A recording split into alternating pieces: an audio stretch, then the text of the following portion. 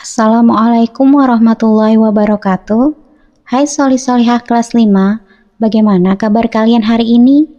Bapak Ibu Guru berharap kalian selalu sehat dan tetap semangat belajar meskipun belajar dari rumah.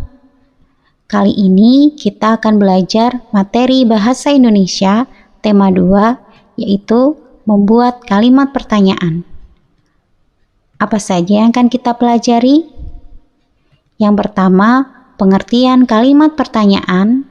Yang kedua, jenis kata tanya dan fungsinya. Yang ketiga, penulisan kalimat pertanyaan. Yang keempat, cara membuat kalimat pertanyaan. Apakah kalian sudah siap belajar? Mari kita awali pembelajaran dengan membaca basmalah bersama-sama.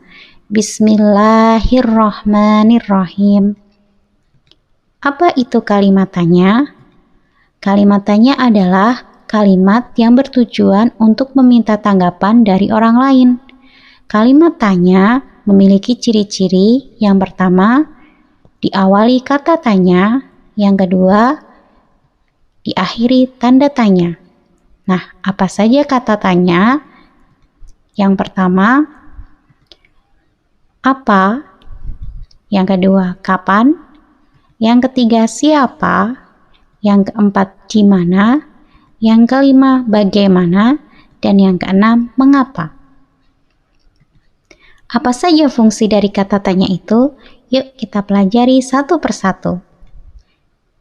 Yang pertama, apa? Apa digunakan untuk menanyakan peristiwa atau benda? Contohnya, apa yang terjadi jika pepohonan ditebang? Yang kedua, siapa? Siapa digunakan untuk menanyakan orang atau tokoh. Contohnya, siapa yang bertanggung jawab terhadap kelestarian lingkungan? Yang ketiga, kapan? Kapan digunakan untuk menanyakan waktu. Contohnya, kapan tumbuhan melakukan fotosintesis? Yang keempat, di mana? Di mana digunakan untuk menanyakan tempat. Contohnya, di mana terjadinya pertukaran antara oksigen dan karbon dioksida? Yang kelima, bagaimana? Bagaimana digunakan untuk menanyakan keadaan, proses, atau cara? Contohnya, bagaimana proses pernapasan pada manusia? Bagaimana keadaan hutan di Indonesia? Yang keenam, mengapa? Mengapa digunakan untuk menanyakan sebab atau alasan. Nah, yang harus kalian ingat adalah yang baku adalah mengapa, bukan kenapa. Kenapa itu tidak baku. Jadi, kalau untuk menanyakan alasan atau sebab, gunakan kata tanya mengapa. Contohnya, pada penulisan kalimat pertanyaan, mengapa hutan disebut paru-paru dunia?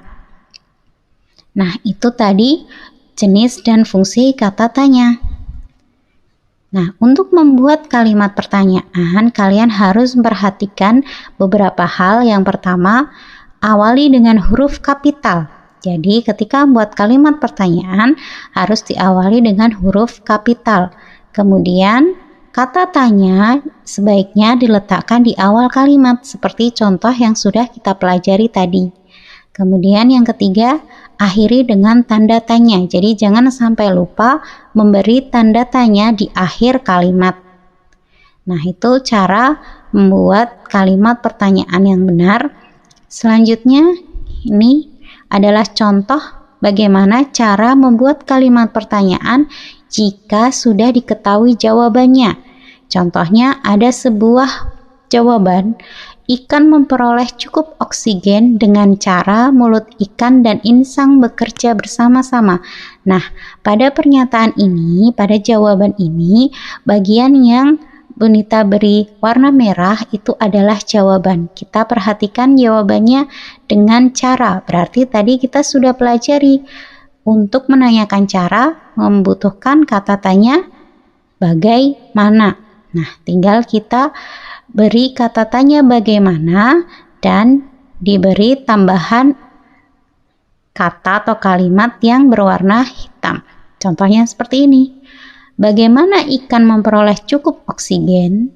Nah, gitu ya. Jadi, untuk membuat kalimat pertanyaan, kita harus tahu dulu jawabannya tentang apa.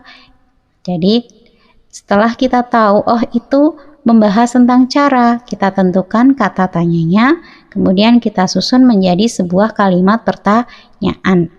Kemudian ada contoh yang lain. Di sini ada sebuah jawaban.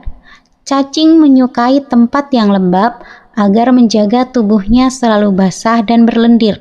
Nah, pada jawaban ini untuk kalimat atau pernyataan yang Bunita beri warna merah itu merupakan jawabannya. Nah, kita lihat di situ, agar menjaga tubuhnya selalu basah dan berlendir. Berarti itu menyatakan apa?